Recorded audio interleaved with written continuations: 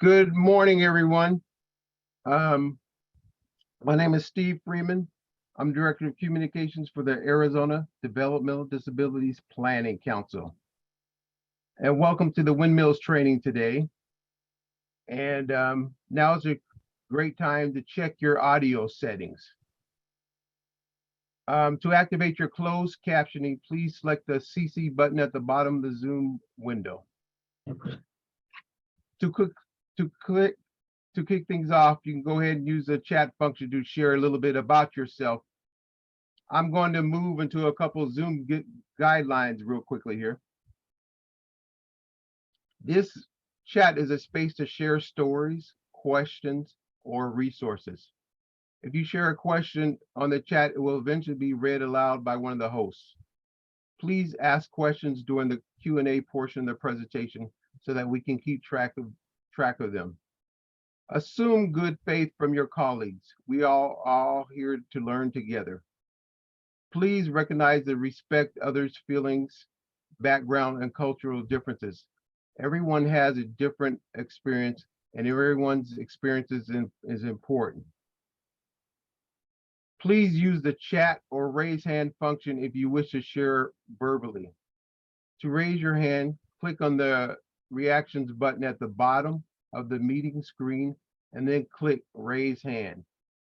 If you are on the phone, you can dial *9 to raise your hand. And we ask you that you wait until the Q&A portion of the meeting to do so. I do want to send our apologies to the committee because we were not able to get a ASL interpreter today. We do know that some people requested it, and but we were not able to secure anything today, and we sincerely apologize. But keep in mind that you can always use the subtitles that's available on your screen at the bottom of your screen. Click on that and activate it, and you'll be able to see the words that way. I'm now going to introduce our moderator, Jules Hyde. Jules spent the past 10 years in working with in employment programs with STARS, starting as a direct coach, supervisor, manager, and ending as director of programs. Jules has a deep passion for employment services and strives to push the state towards employment first style programming. Currently, he is serving on the board of APSI. Jules, go ahead and take it away. Thank you so much, Steve. I really appreciate it. Good morning, everybody. First, happy National Disabilities Awareness Month, or Nadine. I'd like to welcome each one of you to an exciting complimentary series made possible by the partnership with the Arizona Developmental Disabilities Network, the Arizona Association of People Supporting Employment First, or APSI, the Arizona Employment First and Vocational Rehabilitation, who is providing this training. I am Jules Hyde. I'm a Caucasian man who is wearing glasses and a green collared shirt. I have a big smile on and I'm excited to be here. I'm on the board of APSI, the Association for People Supporting Employment First, the Arizona chapter. Today's session is titled Reasonable Accommodations and will be taught by Mary Fleck from Vocational Rehabilitation. So welcome to the second of the 4-part training series in the Changing the Perspectives of Ability. Mary Fleck is currently the Regional Program Manager for the Southern Arizona region of Vocational Rehabilitation as a part of the Department of Economic Security. She serves as a board member of the Pima County Workforce Investment Board and is a surveyor consultant for the international accreditation body, CARF, that is headquartered in Tucson. She has 35 plus years experience working in the field of vocational rehabilitation. Just a reminder, I'll be monitoring the chat box for participation, and there will be time at the end of the training for discussions and questions. I thank you all again for attending today. Mary, the platform is now yours. Good morning, everyone. Thank you very much, Jules. So this is our round 2 of the Windmill training, and it is going to be on reasonable accommodation. Can we go ahead and go to the next slide? And let's go again to the next slide. So the learning objectives is going to be to acquaint the participants with the creative process in identifying possible reasonable accommodation. We're going to have an interactive communication process to develop accommodation and sensitize participants to a wide range of disabilities that might require reasonable accommodation. We will also educate the participants on the ADA, AA definition of reasonable accommodation. Next slide. So we're going to have breakout rooms that will entail at least, you're going to have an individual that's representing human resources, or you'll at least kind of wear a human resources hat, someone that's identifying things from a facility perspective, someone that's identifying from a training perspective, and then someone from a production perspective. We've got 4 different types of disabilities that we will be figuring out how you would have accommodate the individual based on their disability, but from the different perspectives of human resources, facility, training, and production. Next slide. So in your breakout rooms, you're going to discuss the reasonable accommodation profile, and we should have the handout in each of the breakout rooms so you can review the actual scenario within your group. So there are 3 questions that we're going to ask. So give the group, we're going to have 15 minutes total in the breakout room, but give yourself about 5 minutes to read through the scenario and then start having discussions about accommodation. So the different types of disabilities that we're looking at is a person in a wheelchair, and we're not identifying whether they're quadriplegic, paralyzed from the neck down, or paraplegia with the paralyzed from the waist down. So we're not even identifying that.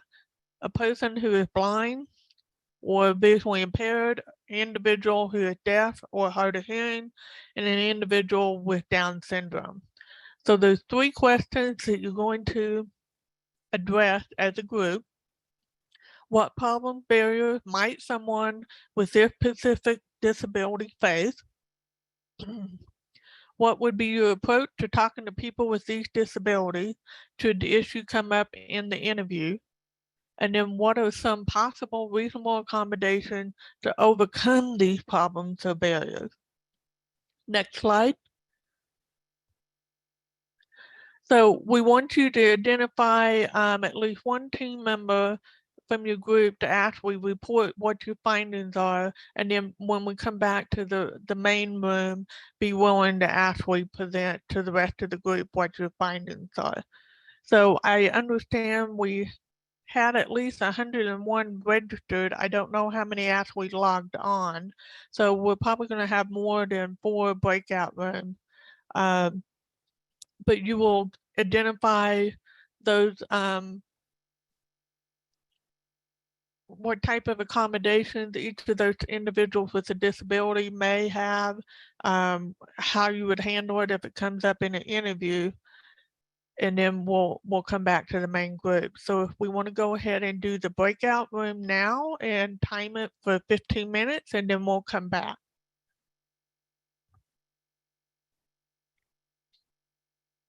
All right, I'm gonna go ahead and open those rooms now. We do have 4 rooms with 10 people about in each room. Okay. Mhm. So I'm going to bring up these couple of things, and then we can have some discussion as to what each group found.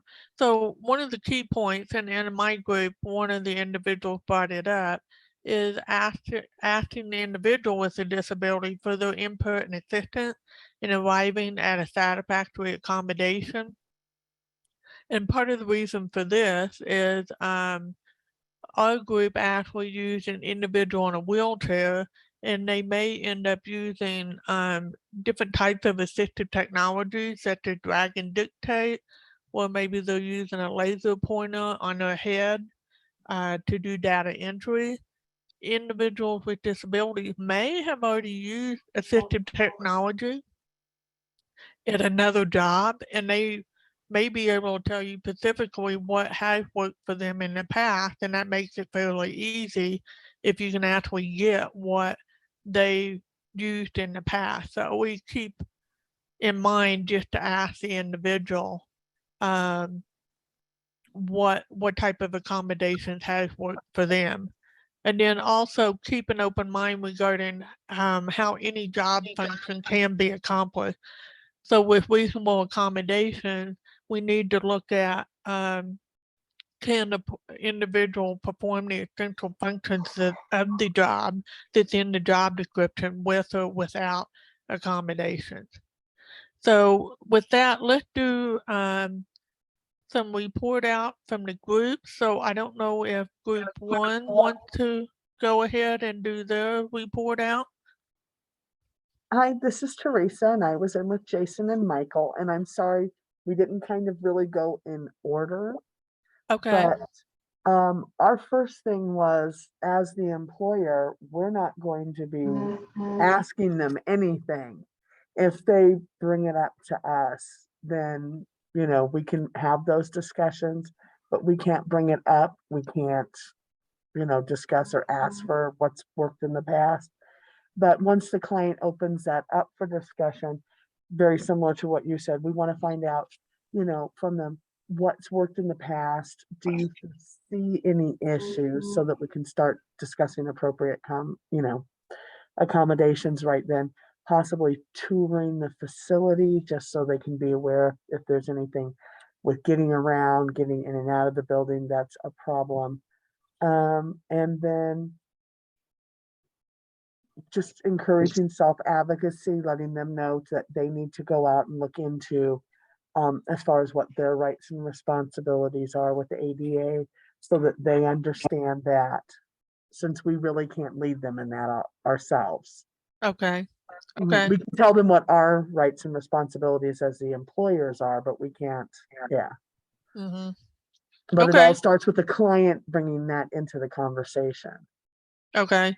Mhm. So if you can ask, do you need any reasonable accommodations in order to perform the essential functions of the job? But if they don't share that they need any accommodations, then you would drop it. You But we would could pursue it. only, we kind of had that discussion too, but we could only ask that if we asked every employee we interviewed, which could be opening up a big box of worms, so.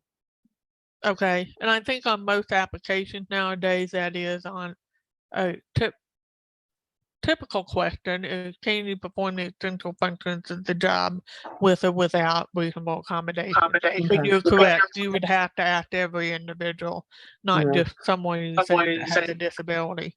Mhm. Okay. Thank you for sharing. Mhm. Group 2.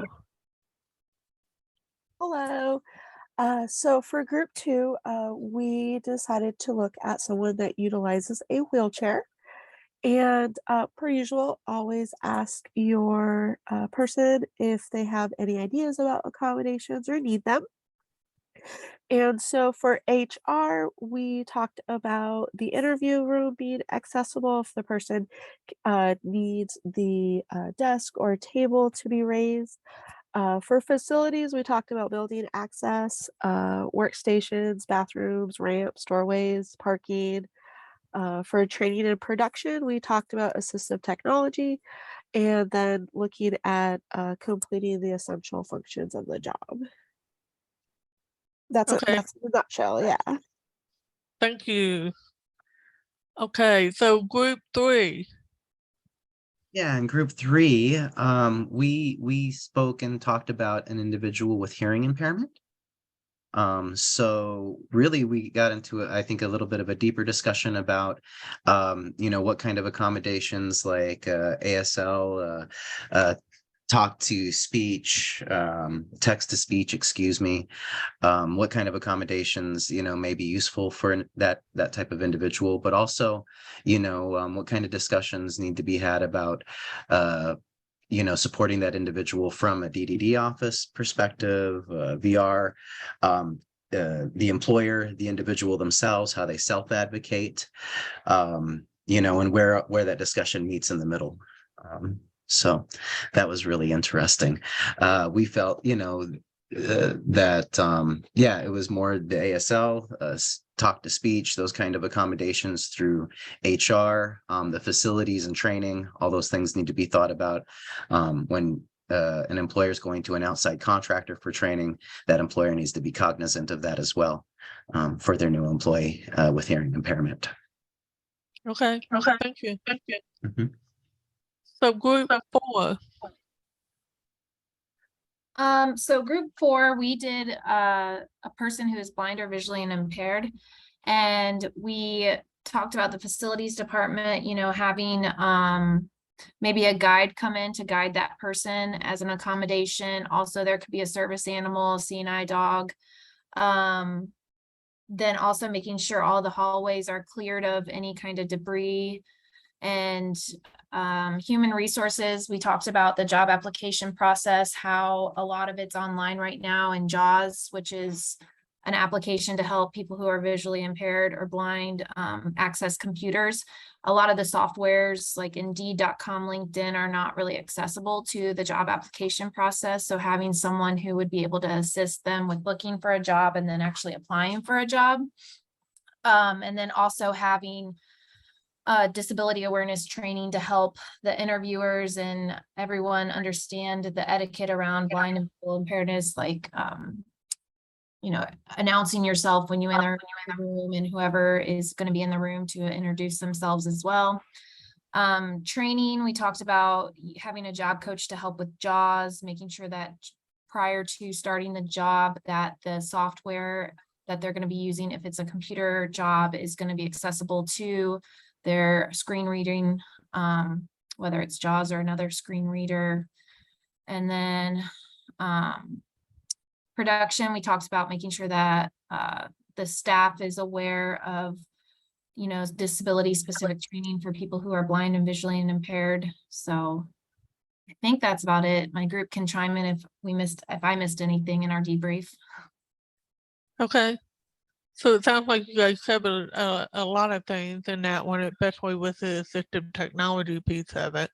Yeah. So, okay, next slide.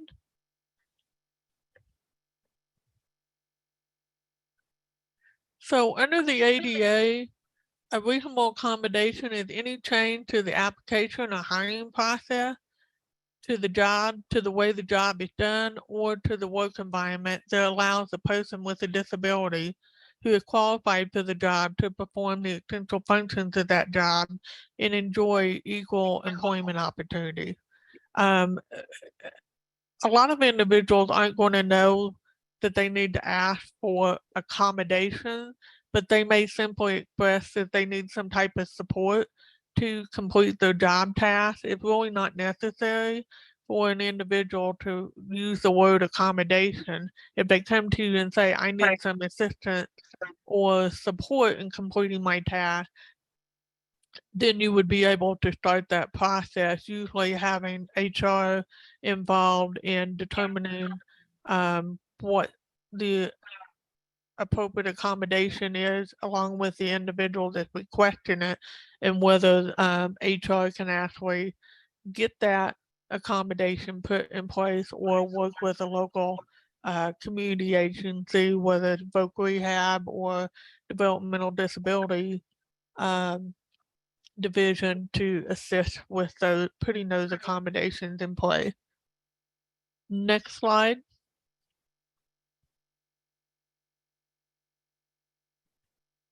So an accommodation that would change an assembly line would not be considered reasonable. A request to install an elevator in a building may be considered an undue hardship for the employer and would not be deemed reasonable. So I'm giving you some examples on the reasonable part of things. So in like the elevator part, if it's in a historic building, it's not reasonable to put an elevator in a historic landmark either. Accommodation can be requested during the application process, the interview process, and after the job has been offered.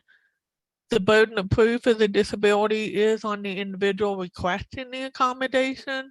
So usually your human resources department will be asking for some type of medical documentation from a doctor or a psychologist in order to show that you do have this disability that you need an accommodation for. And if the individual does not self-disclose that they have a disability and request, and they don't even request reasonable accommodation, then the individual is not going to have ground for a wrongful termination lawsuit if they're unable to perform the job to the company standards. So I know there's a lot of individuals that may not want to ask for accommodation, but they need to actually look at, is it in their best interest to go ahead and ask for accommodation if they're not going to be able to perform the essential functions of the job without it. Next slide. So things to consider when disclosing a disability. Can the disability negatively impact your job performance? Will you need an accommodation or change in the work process or schedule to allow you to do the essential functions of the job? And there's no law that requires that you disclose your disability to your employer if you choose not to. And then what are the benefits of disclosing? So if the disability is not negatively impact your job performance, there may be no reason to disclose it. If it will, disclosing it can help reduce or eliminate any negative impact and help make you more successful on the job, because then you can get those accommodations put in place.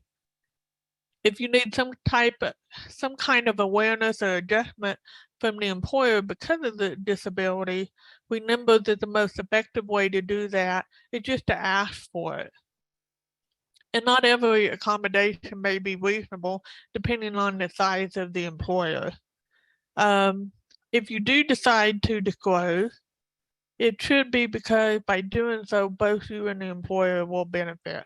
Because by putting the accommodations in place, you will be a more productive and successful employee, and that will, of course, benefit your employer. And the main benefit that there is, if you need a reasonable accommodation, is to be successful on the job. But self-identifying your disability jumpstarts the communication process with the employer about what you need. And how a reasonable accommodation will help you to be the best employee that you can be. Not bringing it up may make it more difficult for you to receive the accommodation, and without the accommodation, it might be more of a challenge to be successful on the job. Next slide. So in the chat, we've got 4 animals here. There's a monkey, a cat, a dog, and a miniature pony. To put in the chat which one of these animals are considered service animals under the ADA.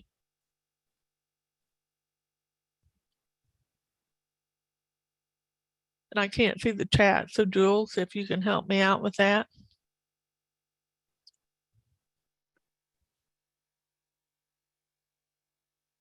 Jules, you're on mute. My apologies. That's There's fine. dog right away came up. Claudia says all. So we Yvonne and Steve also say all. So it's between dog and all. Okay. So under the Americans with Disabilities Act, when it first came out, it was miniature ponies and dogs, not cat or monkeys. Today it's only dogs. So the dogs and the monkeys and the miniature ponies can be trained to do certain things for an individual, but they're not covered under the ADA. And cats are commonly used as an emotional support animal, but they're not trained to do a certain task for an individual. And in order to be a service animal, they have to be trained to perform a certain task for you. Like in some cases, it may be that the dog is picking things up off the floor for you, or they're used as a guide dog if the individual is visually impaired or blind, or maybe they're able to alert you when the smoke alarm goes off if you're hard of hearing. So dogs can be trained to do a lot of different things. If you're epileptic, they can be trained to get the individual prior to having a seizure to sit down and alert them to the fact that they may be about ready to have a seizure. So it's amazing what all we can train the dog to do. One of the other things I wanted to bring up is Microsoft Ease of Access. So it's built-in accommodations that can be found under the settings. So they have a magnifier, high contrast, narrator, closed captioning, speech that dictate text through speech recognition, on-screen keyboard instead of physical keyboard, and then color filters for individuals who are colorblind. That was the next slide. I forgot to say next slide. And then the next slide is Job Accommodations Network. Ask Dan is an interactive website where you can actually look at different types of accommodations based on their disabilities, their functional limitations, or their work-related functions. And there are free resources on the website that are shareware or freeware that can be downloaded, such as the screen magnifier. And the JAN website also has a searchable online accommodation resource that link companies. So they give you a hyperlink to the companies that actually sell specific accommodations. And despite what most employers may think, the majority of accommodations cost less than $500. Next slide. Question and answers. So Jewel, can you help me out? And take yourself off mute. I can read lips, Yep. but not that well. No, absolutely. My apologies there. So Michael did say the typical cost of accommodations is $500. That was a survey reported by the Jobs Accommodation Network.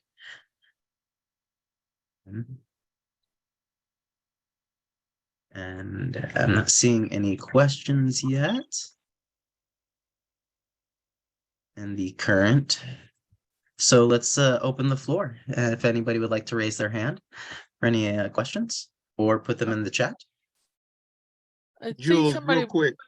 Yeah. And there is a question. What recourse does a person have if a reasonable accommodation is denied? Okay, so they might have to look at, is it reasonable? Usually the individual would There it is. need to speak with human resources or whoever within that employer makes that decision and ask why it's being denied. In some cases, it may be that the documentation that you provided is not enough for the employer to be able to justify providing the accommodation. And in some cases, it's not considered reasonable, depending on what the essential functions of the job are. So I would go back to them if it is reasonable from your standpoint and the employer is just refusing, I would actually suggest that they go to Arizona Disability Law Center and seek some assistance from them. And I think we do have an individual on here from that agency, so I don't know if they want to speak to that. I believe you might be speaking of Natalie. Natalie Luna Rose, but she had to drop off. She was having computer issues. Okay. I think I see a hand up, but the area code is 505. Yes. Hi. So I was wondering if you could repeat that website, ask, and then spell it for me, please. Okay, let me hold on just a second. It's HTTPS ://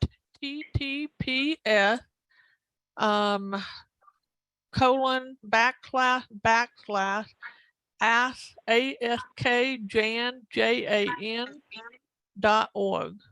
So it's So it's askjan.org and ask Jan Jan. dot That's, as in okay. So Job Accommodation Network. okay. Okay. We just Thank put you it in the very much. chat. You can copy it out of the chat there as well if you can see the chat. I'm not able to access visually on Zoom, so that's why I'm calling in. But thank you. Yes, definitely. Are there any other questions?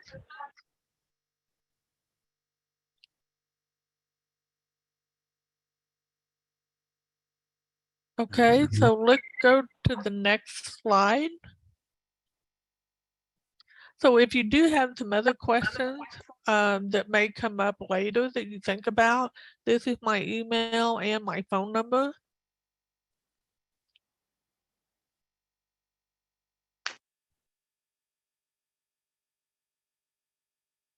So is there any other questions that have come up, Jules?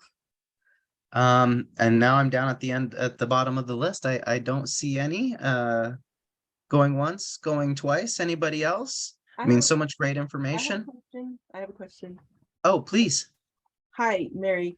I joined your presentation a little bit later, so I apologize if you answered this question at the beginning of your presentation. But my question is there like a time frame on like of, submitting your, request for reasonable accommodation in your workplace, like a time frame of when they have to respond, or how that process goes? Because I'm just thinking about if employers would just kind of put a job or an employee off or a job seeker off, if there isn't a timeline. So is there a timeline?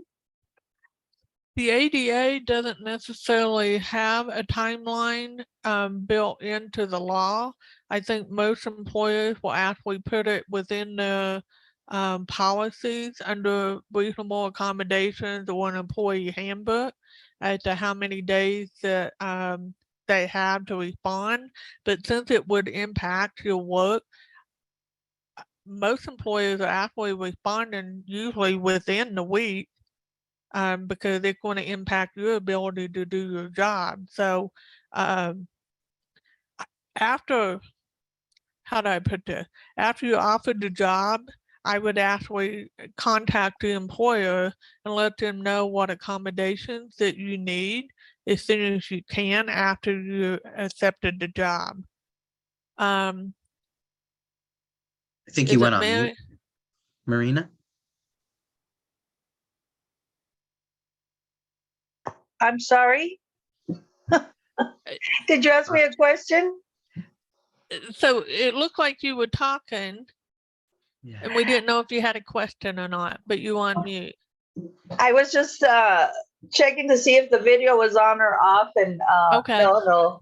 Thank you, though. Okay, that's I'll fine. mute.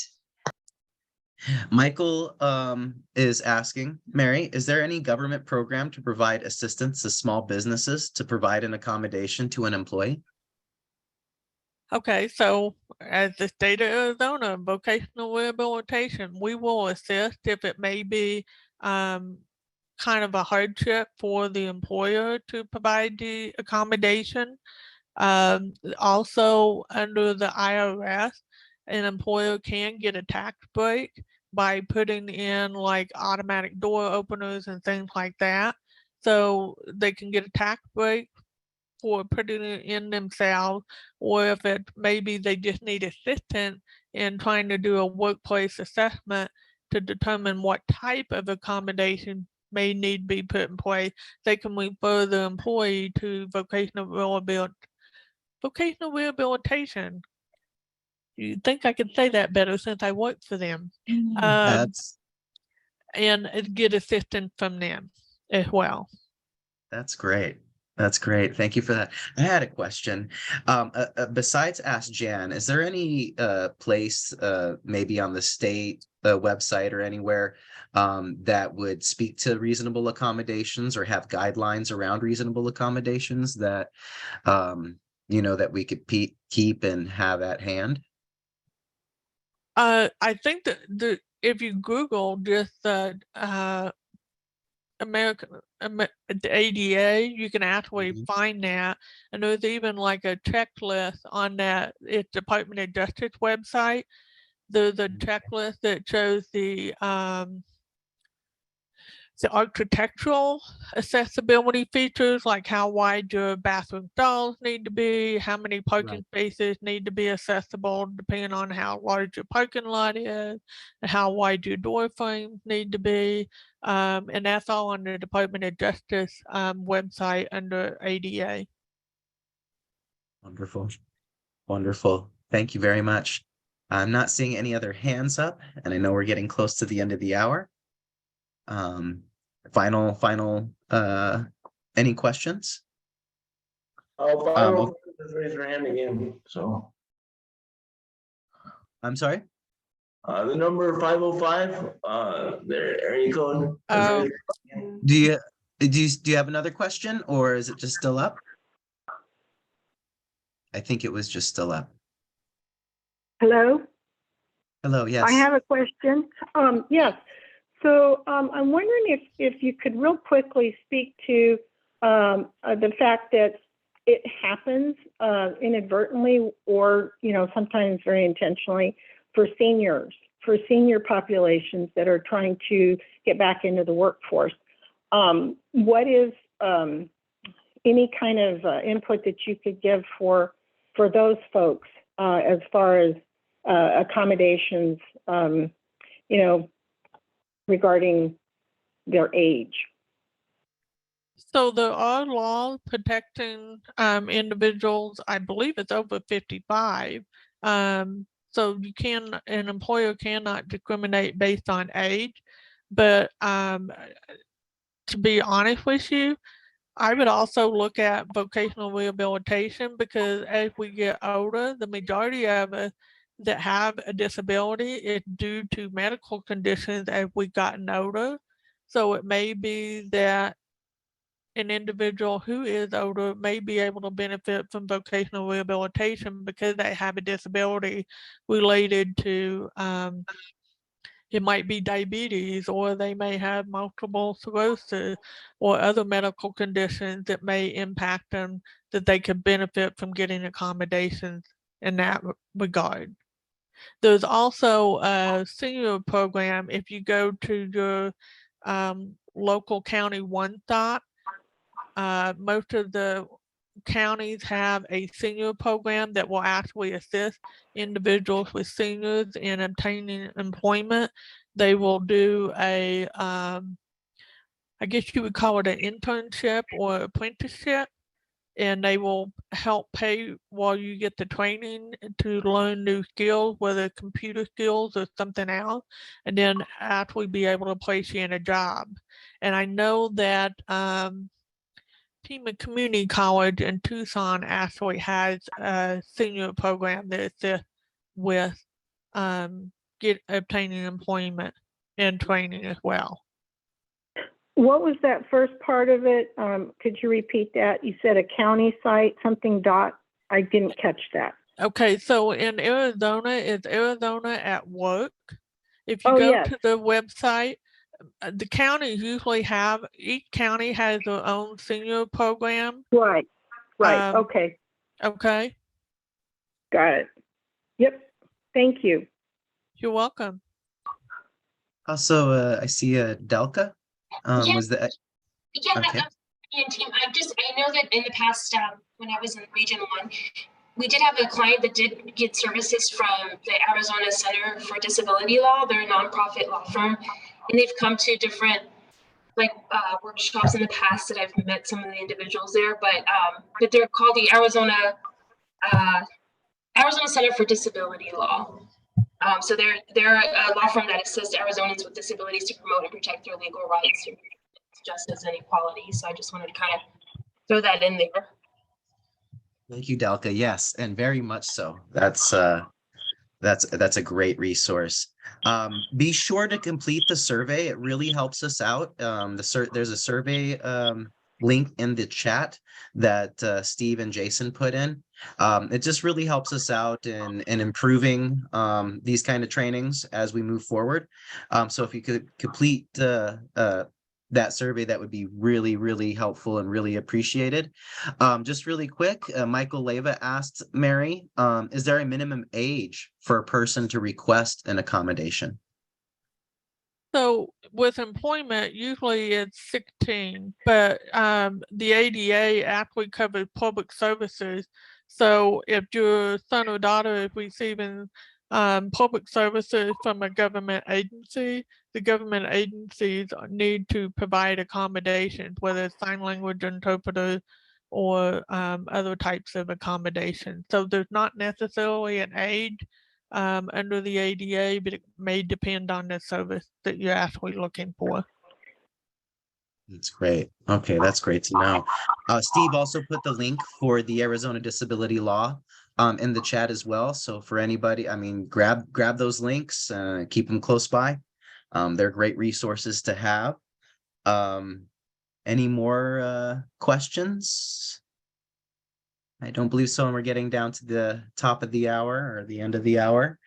Thank you again so much, Mary, for the presentation and this wonderful training. Just amazing. These discussions absolutely need to continue to happen, and accommodations is typically where the rubber meets the road sometimes when we're working in and around this type of business. The next training, don't forget, is next week, October 19th. Please, everybody that came today, please make it next week. That one's going to be titled Whose Fault? And that's always a great discussion. Definitely. Yes, it is. Absolutely. Mary, thank you so much. Everybody that attended today, thank you all so very much. Please feel free to send any questions into the chat. And then you also have Mary's email right here. A pleasure seeing you all this morning, and have a great day. And thank you for everybody for the opportunity to present today. Bye, guys. Thank you. Thank you.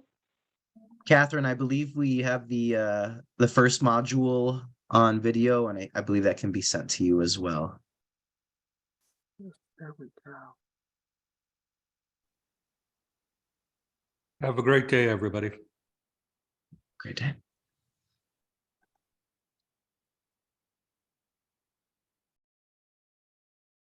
Michael, and Mary, what would be the best way to get that first module out? Or is there a link that we can put into the chat for people to review that first module? Contact us. I'm still working on putting the closed captioning together for the video, but I have the video, so if they want the video, we can give it to them. So reach out to either you, Jason, or Michael? Or Steve, either, yeah. Yes. And we're gonna Okay. put Or them on Steve. the Employment First website too. Once Jason, Once we get.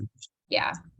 Okay. Yeah, we have a lot of videos that we're doing right now. So really appreciate your guys' patience as we get those up. But they will be up on the Employment First website soon. Thank you, Heather. Yep. All right.